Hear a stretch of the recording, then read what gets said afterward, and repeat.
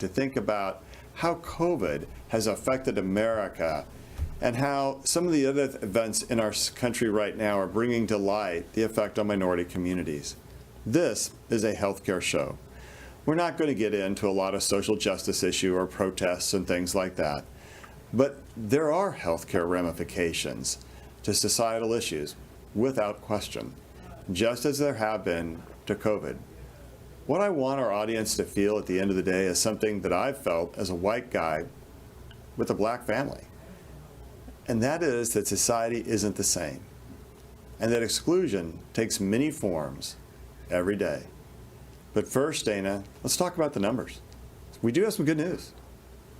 We do have really good news. Our numbers in the hospital got down to 10 patients in the hospital with COVID-19 infection. Since that time, since yesterday, we have had a few more admissions, though. Currently, we are at 13 patients, with 4 of those needing critical care services. However, we only have 2 on the ventilator. So I think it was really good, and we were really happy at 10. But of course, we are still seeing some admissions. So hopefully over the weekend, we can continue to keep very low numbers. Right, so that's great, and let's hope things are going well. So Danielle, talk to us just for a moment. What is it that you're working on a regular basis and the type of folks you see? Right, so I primarily spend my time in patient psychiatry. I'm working with adolescents from ages, our youngest is 5 that come into Marillac, and our oldest is 17. So I do consultation work regarding psychological assessments, behavior plans, and therapy services to address the psychological and psychiatric needs of adolescents. We see a diverse range of kiddos in our hospital that have a laundry list of psychological needs and social services, lack of resources, and that's, I think, really targeted at some of our minority populations who we know research shows that minorities are less likely to get psychological care, but more likely to be diagnosed with schizophrenia or psychotic episodes than our non-minority population. And so there is this struggle that we have with having kiddos that are of the minority population who often go into service providers who do not look like them. And that is a difficult barrier to breach because there's this shared understanding, despite our backgrounds and being different, there's an inherent understanding of things because we are a minority population. And so we've got barriers to access to resources. And so when we do see some of those kiddos, and I also see adults on the outpatient side as well, and historically I've seen adults and kiddos, when we do see some populations, they are much sicker, akin to COVID right now, that people do come to the hospital because they've been putting off healthcare because of fears of COVID. And so when they come in, they are much sicker. And I think psychiatrically we're seeing that. We've had kiddos home since March 12th, 11th, and they have been socially isolated. They have been doing schoolwork from home or attempts to do schoolwork from home without seeing their friends, without seeing their teachers. And Zoom is a great, and we appreciate that technology, but it doesn't meet all the needs of actually seeing, touching, feeling people. And so we've had these compounding issues of being at home and then having the world happen, as it always does, that have made, I think, for the opportunity for just really elevated distress. And we think about the ACEs study, which is looking at adverse childhood experiences, and we think of trauma as being someone being shot, someone being hurt, rapes and murders. And I think we're living through this traumatic experience right now with our youth and for the adults. I think I'll speak for all of us. This is traumatizing in some regards, being isolated and not knowing when the next wave will come or not knowing when social things will happen. We find ourselves really at a loss for what to do because we don't have control. We don't know when COVID will end. We don't know when things socially will kind of simmer down. So we're all in this kind of lack of knowing, and that unknowingness can be very difficult for us. And so when you think of a child who has less coping skills and less brain development, they're really at a loss. And so we are doing our best to put Dr. Douglas, who's our medical director at Marillac, has been on the news a couple of times to make it quite aware that we are concerned with increasing risk of suicide attempts and increasing suicide completions with our youth and adolescent. And so we're really trying to get in front of what may come with ongoing social strife and ongoing medical concerns to make sure we keep our youth and our adults healthy and safe. You know, and I think at one point our suicide hotline calls were up like Yes. 8,000%. I mean, that is stunning. And just as a comment, you know, unemployment at 15 to 20%, that's a stressor. Yeah. The rate of suicide was really high in the Great Depression when unemployment Correct. was high, and I Correct. think we're seeing some. I mean, it's there. Yeah, unemployment, Yeah. lack of income, social isolation. Yeah, that's bad. That's Yes. like really bad. Yeah. And then thinking kids are immune to that, probably not so much. So. And if you think of you've got children, I've got Right. little ones, 4 and 5-year-olds, they watch the news, they hear things, they see things, and my little one has talked about, people outside should wear masks or not being safe. He's 5. He's quite aware of some of the social struggles that we have right now. So I don't think our children are immune. Our children are quite bright, and they pick up on things very easily. So it trickles down. I know that I've been blessed to be able to come to work every day. And because I can come to work every day, I don't feel as isolated, but I know our patients often have felt isolated here at KU. And that's been a real struggle for a number of our patients. And we did that because we were trying to keep our PPE amounts intact and make sure our patients stayed safe, make sure our staff stayed safe. And I think we've been able to accomplish all of that. I think all hospitals have done the same thing because we really had to keep people safe. Now with the effect of the initial surge has kind of passed. Again, our numbers are down to 10. We're very concerned about the future as society reopens up. But we are about to announce a pretty big change, and up in our hospital right now, we have a couple of folks who are going to visit with us about that. Jessica Lovell and our Chief Operating Officer of the Kansas City Division, Chris Reuter. Jess? Hey, Dr. Stites, how are you? You should know by now I have a big smile on my face just for you on this Friday, so happy Friday to you. Quick story, the other day I was sitting at my desk and I was, by mistake, transferred somebody who was wanting to come up here to the hospital and see one of their loved ones, of course. That's kind of a frequently asked question. And I had to explain to her, yes, we have some pretty tight restrictions, and I didn't know quite if she fit the requirement. That wasn't my lane, so I passed her on to the right person, but it really made me realize that it's so important for our public and the loved ones of our patients to be up here with them during their experience here. So I want to bring in Chris Reuter. He is our Chief Operating Officer at our Kansas City Division. How are you? I stepped towards you, but then I have to safely distance myself from you. Thanks for joining us today. So kind of explain, we talk about the word evolution. Well, you seem like that would be over a long period of time, but our visitor policy has evolved over a very short amount of time. Tell us where it was and where it is actually today, what we're announcing today. You bet. We have had an evolution over the last couple of months, and in March made a really difficult decision to limit visitors to no visitors with a very few exceptions. And we've lived in that world for a couple of months, but what we've done during that period of time is a whole lot of work to make sure that we can best support our patients. And we know that having a visitor or a loved one with you when you're hospitalized or when you're coming in for a clinic visit is such an important part of a patient's experience and just the support that's there. So we have really done a lot of work to make sure that our environment is safe, looking at the physical distancing, looking at our common areas, elevator traffic, cafeteria, all kinds of things to really be at a place where we believe now, as of yesterday, moving to a 1 visitor per patient per day policy. So we have allowed now 1 visitor for every patient each day. And what we believe is we can do that in a very safe way, bring some visitors back in to support the patients that are here for care. Well, and we know the decision to close our doors temporarily to our patients' loved ones is not taken lightly. Certainly bringing them back is not taken lightly either. As you mentioned, making sure that safety of our staff and patients is number 1. But what is the most important thing you want the public to know about this new change, that we're starting to bring people back? What do we really want to make sure we drive home with that? Yeah, I think we want everyone to know that it is absolutely safe to come here for care, and it is absolutely safe to have a visitor if you're in the hospital, if you're coming to a clinic visit.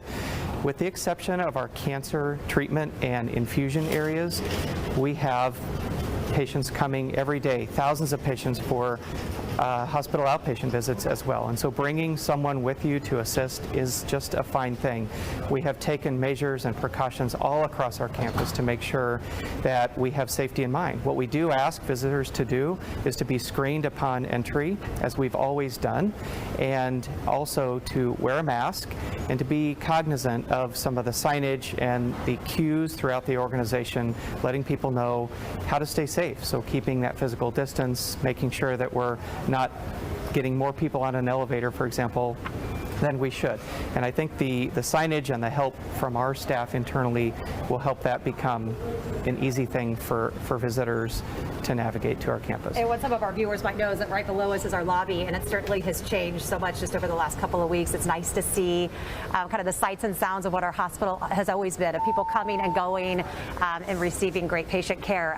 You and I aren't clinical people, so we don't get to see firsthand how important it is when a loved one comes into the bedside to be with somebody during struggles, and maybe somebody's upstairs having a baby this morning. So all these good times, but it's not lost on any of us here at the health system just how important our patients, visitors are, right? Absolutely not. An absolute essential part of the care that we provide, and of any patient, whether somebody is here for an inpatient stay, they're here for a procedure, a same-day procedure going home, or here for a clinic visit.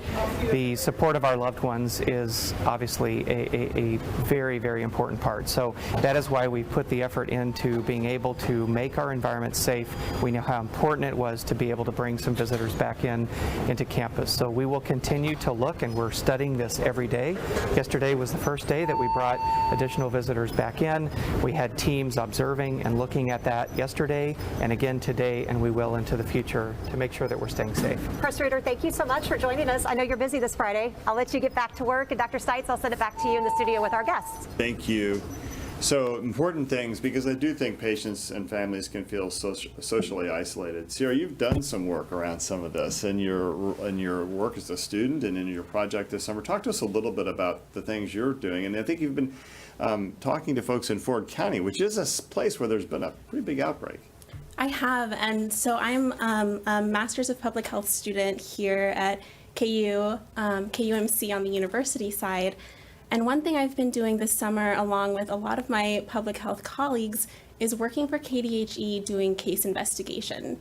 So what case investigation is working and talking to the folks who've been tested, who've tested positive for COVID-19, making sure they have the resources they need to get through their isolation, communicating with them about the importance of socially isolating and staying in their homes for the duration of their illness, and then also making sure that their contacts are quarantined as well. So for some families, that can mean quarantining or staying at home for 10 days. It can be 14 days. It can be 24 days. It can be 30 days. So that can be really hard. Dr. Johnson was talking about how children are feeling particularly isolated right now. And if you think about it, if a mom has been tested positive, there's no way she can isolate from her family and her home. And so she has to stay home for 10 days, but then her children and anyone else in her home have to stay home for an additional 14 days. That's a really long time. That is a long time. And Danielle, I think that's got to be a struggle for a lot of families, Yes. especially people who may not have a lot of money or live Yes. to check the check. So limited resources is a struggle at baseline. And so when you find people that have lost jobs or furloughed and then have children at home with lack of income or limited income, we still need to eat, we still need to take care of our bills. That is a stressor for kiddos. And if parents don't know what to do with their kiddos, they tell their kiddos it's okay. Kiddos can see it's not okay, that there's a struggle there. And so I think it's really important for parents, grandparents, aunts and uncles, who's ever's involved in the lives of children, to make sure they have these conversations of letting them know that this is a struggle right now, to acknowledge the reality. Reality is, yeah, we're having some struggles right now, but we're going to get through it by loving each other and taking care of each other, and being kind and talking to your children about what can we do in our own little bubble when we're stuck in this bubble for 10 to 30 days, which seems unfathomable. What do we do to kind of keep some sanity? And I think for parents to be able to relax and let go and know that your kid's going to get more screen time than you may want them to get, or they're going to have more snacks than you want them to get. But to really lower I say in therapy, to lower the bar, set our bar of expectations a bit lower, because this is a stressful time. And with kiddos now on summer break, which some say March has been the summer break, was the onset of the summer break, I'm really finding ways to be creative and let your children do some fun activities that don't look like summer camp. And for those families that summer camp was never an option, how can you provide some level of support? during what is a difficult time. So comfort foods, when I focus on, or snacks, does that mean I get to have more comfort foods if I'm isolated at home? I think we talk about when you're in college, there's a freshman 15, there is a COVID 15 Yeah, I that I think think we're that's- all involved in right now, and it's okay. It's okay. I should just get that and have fried chicken tonight. I'm looking forward to that with French fries.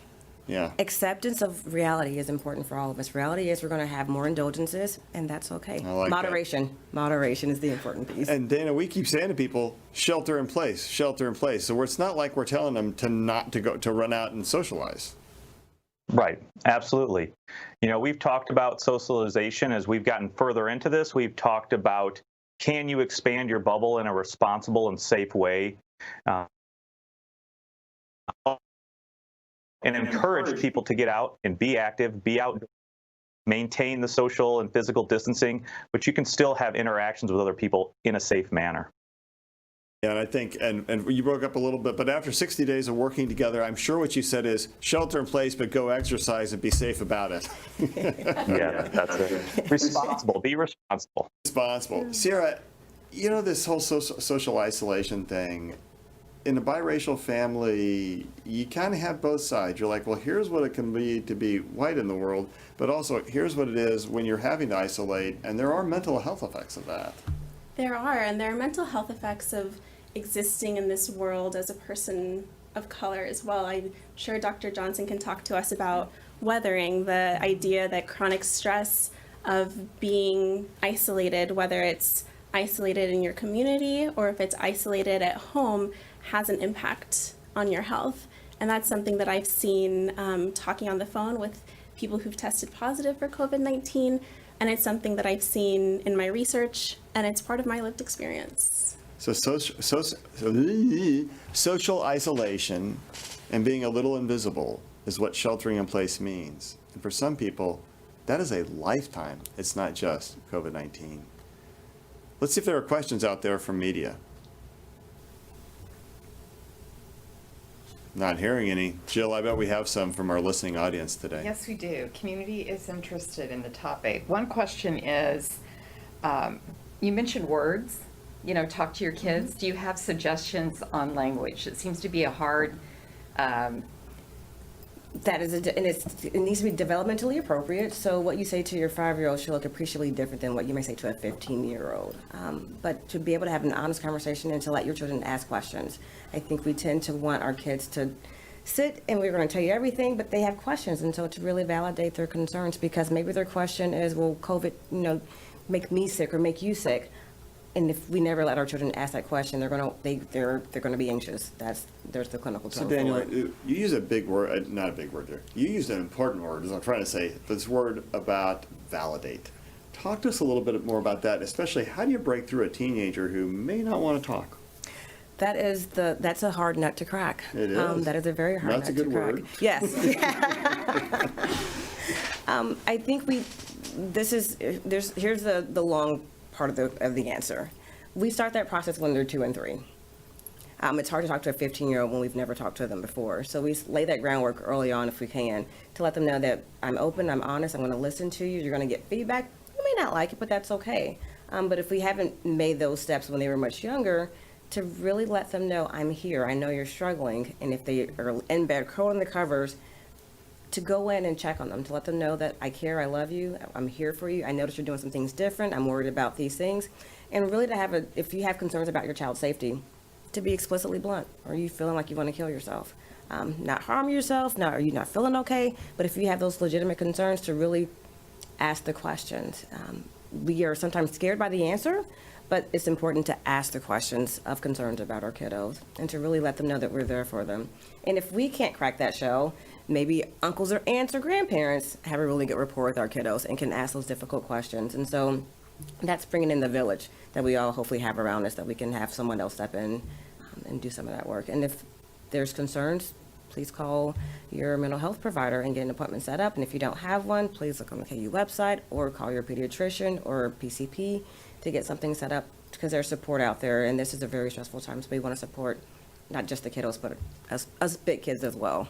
So, you said something that's really important there. I think a lot of things are really important, but that bit about you talk early and often with your kids. Sierra here talked perhaps a lot as a child. And I do remember one time we're trying to drive across Kansas in the middle of the night, and 'cause I was hoping they would sleep. And Sierra didn't manage to sleep, and instead had to talk for about an hour, maybe 2 hours, about why the moon was following us, and was distressed by that. And as a parent sitting in the back seat, I had to try to answer that question. You know, it's difficult to get a 2-year-old to understand why the moon is following us across Kansas. You shouldn't have done such a good job setting up the groundwork, making a safe space for me to ask Geez, here we go. Here we Good go. job. Safe spaces are important. Well, they need that. are, and that is so. Sarah, do you think that children, and especially African American kids at your age, do they feel safe? The short, hard answer is no.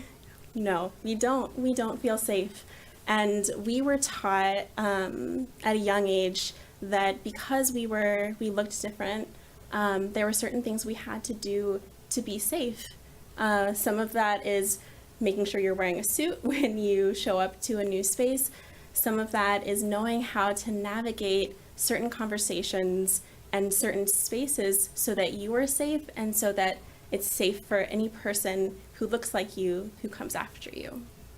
You know, and so just for our audience out there, you know, white guy, Independence, Missouri, Truman High School, William Jewell College, Mizzou, you know, I can't say that I had seen that, right? You know, and when I went to high school, there was one African-American student there when I was a senior, and I don't think there was anybody who was Jewish. And so, you know, pretty narrow experience.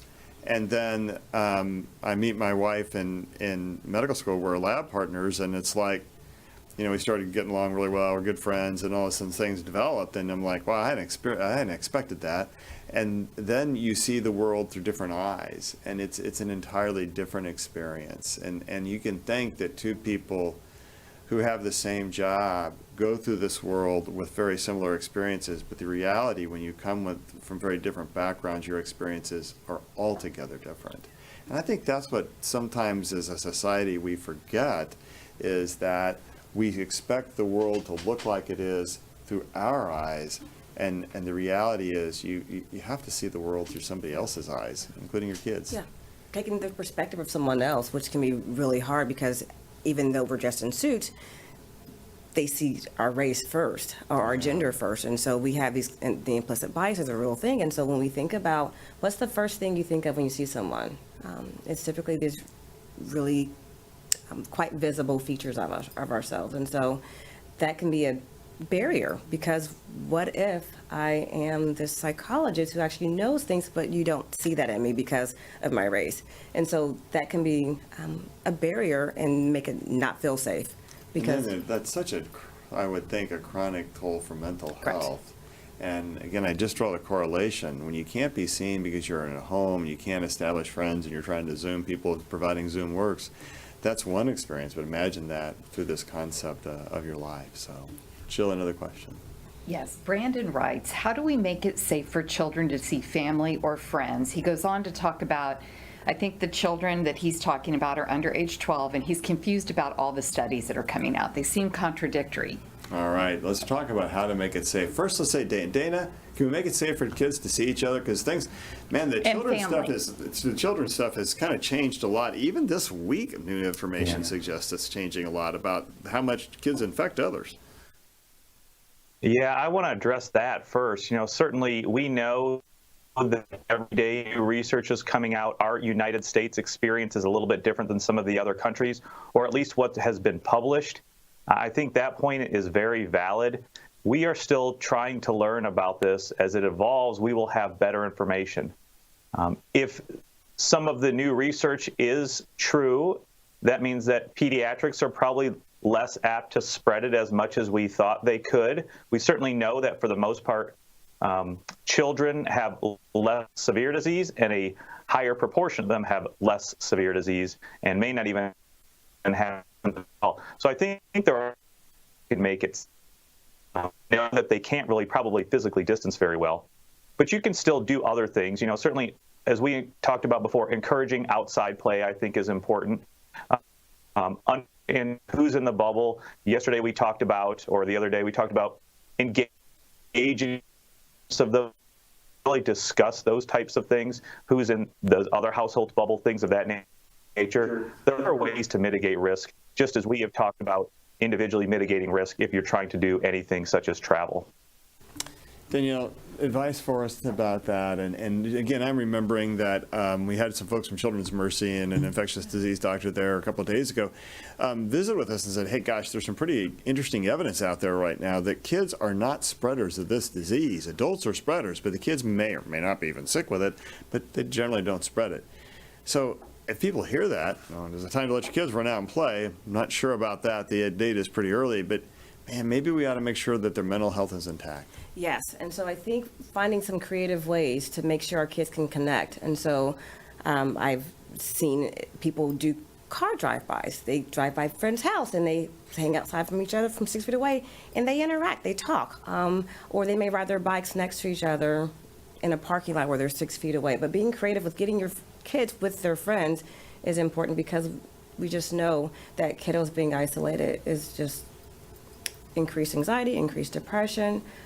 And for those kiddos that may be burgeoning with some psychosis or substance use, this may open Pandora's box because they are isolated to go to dabbling into things because they've got nothing but time. And if a parent's working, even if the parent's downstairs on their Zoom call, they're downstairs for 8 hours on their Zoom call. So making sure that we have some creative opportunities to get kiddos engaged.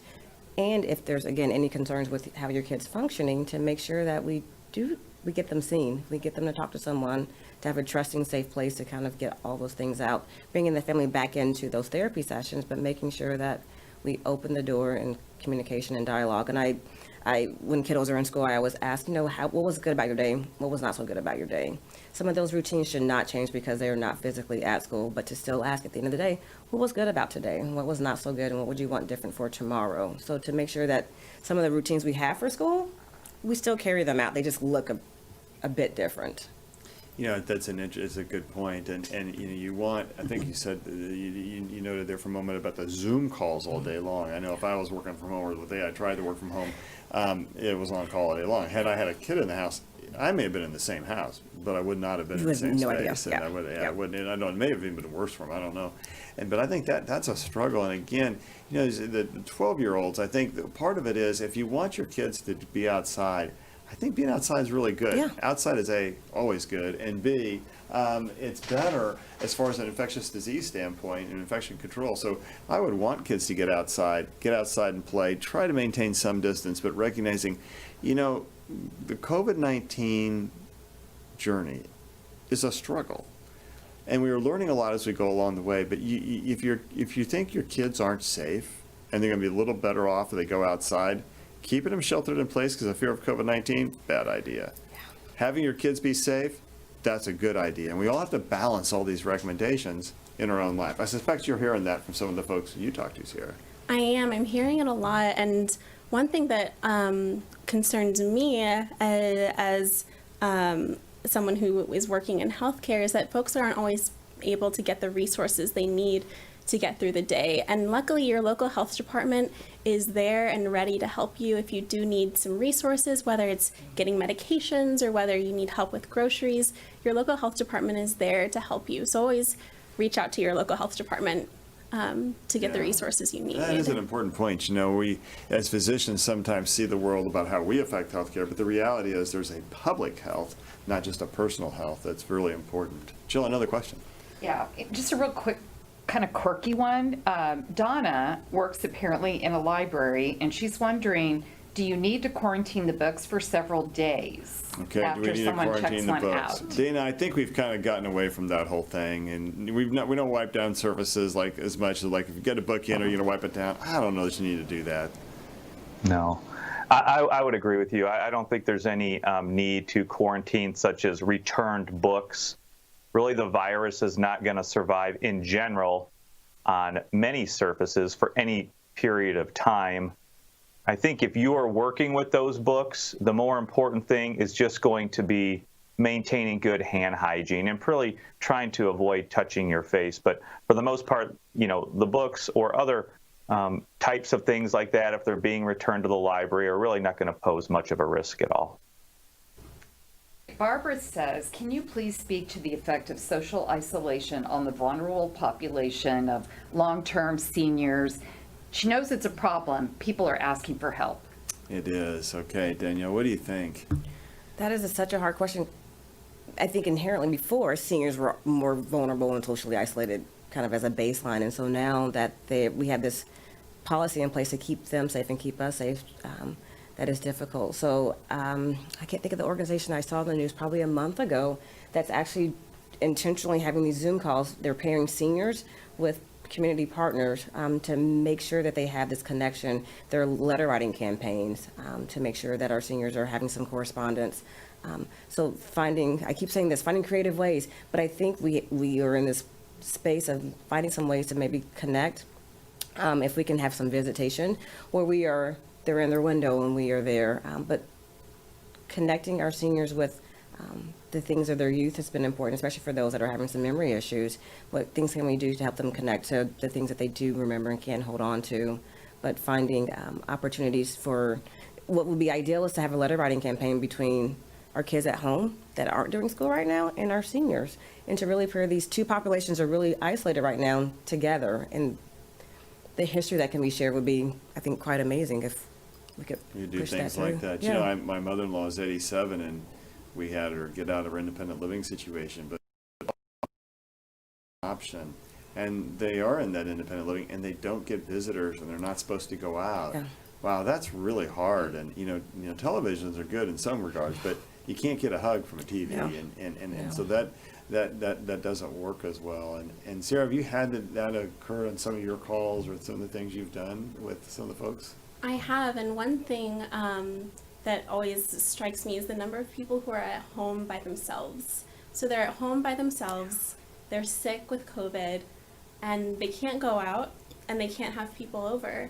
And that's really scary. I think that's really scary. It So is. first you're coping with the world as it is, you're coping with an illness, and then you also don't feel good, and you're at home by yourself. It's a lot of factors that can compound to have an even greater impact on your health. That's a lot of stress. And one other thing I would just add, again, there's a balance here. And if you follow all the recommendations to the letter, and you're so mentally unhealthy that you're thinking about self-harm, then you follow too many of the recommendations. And I think you have to make a decision about what you can and can't live with. And at some point, if the stress of your sheltering in place is so great, you may have to go find someone else who thinks it's so great and have a hug. And you know what? That's okay. Because really, ultimately, if your mental health isn't there, it doesn't gonna matter what your physical health is like. And I'll tell you, in medicine, I think that so much of the disease I see has its roots in mental health issues. Now, I see a lot of patients with CF, and people who are born, there are a lot of mental health issues in cystic fibrosis. But if folks are unhappy, they don't do their treatments. If they don't do their treatments, their physical health deteriorates. You know, we're all in it together, and we just have to remember, I think, that part of it. One thing we say around here a lot and at home a lot is there's no health without mental health. I think that's just an easy way to remember it. I think that there's a lot of truth in We that should one. get t-shirts with that made. I think we forget the fact that our brain's connected to the rest of our body, so what happens to us mentally impacts us. And so if we could have greater acceptance of the fact that we all do have struggles, and that depression, anxiety, bipolar, those are all real things, and it's not a character defect. It is a biological basis of how we are. And so if we can first acknowledge that and then actually kind of make it okay to go and talk to someone, and not be such a stigma to being able to take care of yourself, because you would never be shamed for getting your broken leg fixed. There should be no shame involved in getting the rest of your body up to where you want it and need it to be to function effectively. I'm not sure the folks I work with always think my brain's connected to the rest of my body, but that's just a guess. I don't think so. You don't either. Thanks for that. Okay. Consensus in that. Love is a powerful thing. I love the fact that she's here. Yeah. I love this daughter-dad dynamic. Yeah. Okay. Here's the Anonymous truth. is asking, and this person is pushing back a little bit. I think they really want to see family. And they're saying, if a mask is effective, why can't I just wear it and come and see who I want to at the hospital or a nursing home? You know, that's a great question. And Dana, let's talk about that a little bit. you know, the masks are effective at preventing your secretions from going from each other, but if you touch your mask and you touch a surface, you touch a person, I mean, there are limitations to that. And sick folks who are already here, if they then get COVID-19, that's a really bad combination, Dana. Yeah. We've talked about all of these things, and our main focus has been ways to mitigate risk. Not one thing is the panacea for everything. So we've talked about masks, physical distancing, hand hygiene. We have to do a combination of all of those things to reduce the risk of transmission of this infection as much as possible. And as you stated, there are vulnerable populations in the hospital. There are vulnerable populations in the nursing facilities. We don't want those populations to have it spread through there. And so those are reasons why visitors are discouraged or not allowed in some of these facilities. As we start to open up, that may change, but certainly those are the main reasons. And we have to remember, it's a combination of things. It's not one thing at all. Yeah, it really is important. And remembering we closed the hospital initially because of a PPE and the fear of a surge. And the surge has not materialized, and it yet may. And we'll kind of get into some of that next week about what do we expect. Will there be another surge? But I think that the reason for closing down the hospital to visitors was to both preserve PPE, allow us to put our workflows in place, and make sure we protected from a surge, and make sure we kept our staff safe, because we have to have those staff to take good care of folks and to keep our patients safe. We've done a lot of things. We've got a lot of things in place, and hence we're starting to reopen.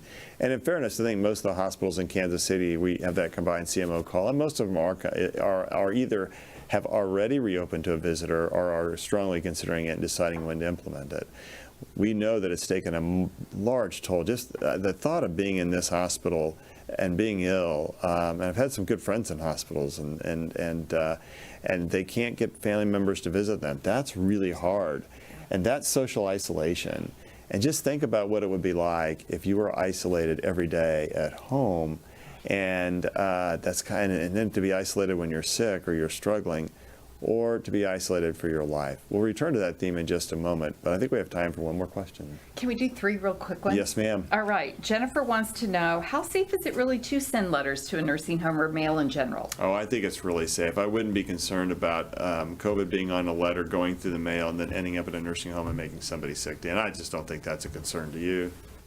No, I agree with you. I think that was explicitly addressed, maybe even by Dr. Fauci and some of the CDC. So I agree 100%.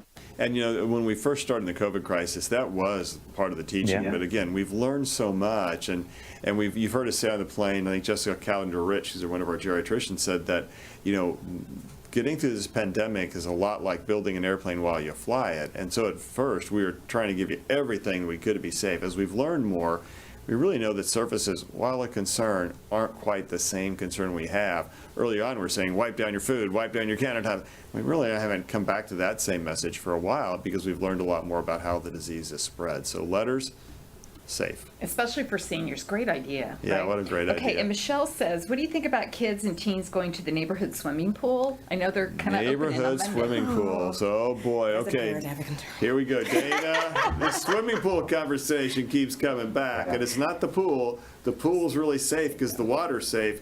It's the side of the pool. It's the patio around the pool, or patio if you're from the deep south like my mother. Yeah, I think we can reiterate that the pool itself, if you're swimming, if you're physically distanced, we don't see any risk there.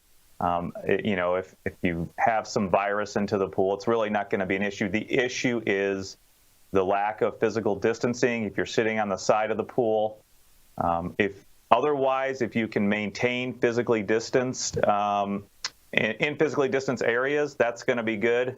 Again, certainly we have talked about children and maybe not spreading as much. But I think these are all things that we need to continue to do to have individual responsibility and understand the dynamics of really the message that we're trying to send. Continue physical distancing. Try not to congregate in large groups. The pool itself is going to be safe, but otherwise you have to understand those other pillars that we've been talking about. And finally, Diane asks, I have a question on how long I can reuse a mask. I use a level 1 when running errands. I put it on the sun and the dash after running errands, can I just keep reusing it, or should I get a new one? Well, Dan, I've tried that strategy before. What do you think? Sun in the dash. I like it. It's hot. Warm in the car. There's time in between, but those level 1 masks, I don't know about the fabric. Yeah, I think we probably wouldn't want to do it too long, and I don't have really good parameters on too long. If you're running in for a 10 or 15-minute errand into the store, and then when you come out, you do hand hygiene, remove the mask. If you're putting it on the dash, certainly we think that the UV light is probably going to have some effect in reducing any bacterial or viral contamination of the mask. I would say you can probably reuse it a few times. Again, it will break down. We understand that. When we use it in the hospital, we don't use these level 1 masks for too long of extended use, not more than a couple hours. You could probably get away with using it a few days for short errands, but I wouldn't probably go any longer than that. All right. Well, as we wrap up today, I'd love to have some final comments, Danielle, from you and from Sierra, and then we'll kind of close up the show. Perfect. Go, no, you go first, because this is a setup, guys. I've got this all in my head. It's all set up. That's the reason I looked at you first. You're so nice. I really want people to know that to take care of themselves, take care of their children, make sure there's open dialogue and conversations. If you see a concern with your child or your loved one, whether they be a child or an adult, to ask the question, to check, to say, are you okay? What can I do? We should talk about this, to make sure that we are having open and honest conversations, developmentally appropriate, that we are doing our own level of self-care, that this is a new normal, and that balance is what we need. And so nothing will be perfect. And so to be able to find some balance of doing what we need to do for safety from COVID, from safety from social issues, but also that we get to actually experience life right now. And so if the fear is so much that we can't enjoy things, our mental health is declining, that's like a big red warning sign to take care of yourself and to get some support and some help for yourself. I think as we continue down the path of figuring out COVID and how to respond to it and the social issues, that we as a community have some really open and honest conversations, as well as to what we can do to all be stronger and more united together. Yeah, stand together makes a lot of sense. Sarah, you posted something on Instagram yesterday that brought a tear to my eye, and I don't know if you're willing to share that, but this question of invisibility, both with COVID and then through weathering, the concept you mentioned about people who society may not hold up as much value over a long period of time, and a toll on mental illness. That's a really big deal. It is, and it's hard to feel seen a lot of the time, and I think this time of COVID has, as we've talked about, has made other folks feel that they haven't been seen and that they can't be seen. But for a lot of communities, that has been true really for centuries. And so as you go about your day, I think we all have to ask ourselves, we've talked so much about social responsibility in our family, and I know that you've talked about it here. So as you go about your day, I would ask yourself, what can I do to see the people around me? What can I do to make sure that they feel seen? And what can I do with the privilege that is afforded to me, either based on your race, based on your gender, based on your socioeconomic status, based on your education? What can I do with that privilege to better serve my community? You know, my son, I tried to call him last night about 10 o'clock, and he's gone down to the protest a few times, and I couldn't find him, and I got a little nervous because I thought, oh gosh, don't go down there, don't, just be safe. And it is a different challenge for African Americans, and I think it does affect mental health because of that isolation that can occur. And again, I just draw that relationship with what it's like to have to shelter in place, and then think in some ways you have to shelter in place for all your life and worry about that. So what are the effects of COVID? Wow, there are a lot. And as a society, we have felt that toll, whether it's through unemployment, anxiety and depression, social isolation. In some ways, you wonder if all of us aren't starting to protest against what we see out there. On Monday, we're going to talk a little bit about modeling again and where we are. I think as we think about reopening and we continue to reopen society, it's important to get a measure, because we're seeing a lot of new cases of COVID, but it's not translating to inpatient admissions. We're going to talk about why that is. And we'll probably tie back into a lot of these themes that you heard emerge today, because it's clear there are mental health issues related to job loss, there are mental health issues related to isolation, there are mental health issues to institutionalized challenges to different populations. There's just a lot of mental health issues that we ought to address, because this health system has 130 beds that are devoted to mental health causes, and they're full. And that's something we need to talk about. So thank you for being with us. You hear us all the time. We tell you to stay sheltered in place. There's no place like home. Balance that against what your own personal needs are and how the world affects you. And remember, while you take a walk outside, think about what it's like to walk in someone else's shoes. We'll be here on Monday. We hope you're with us. Have a great weekend.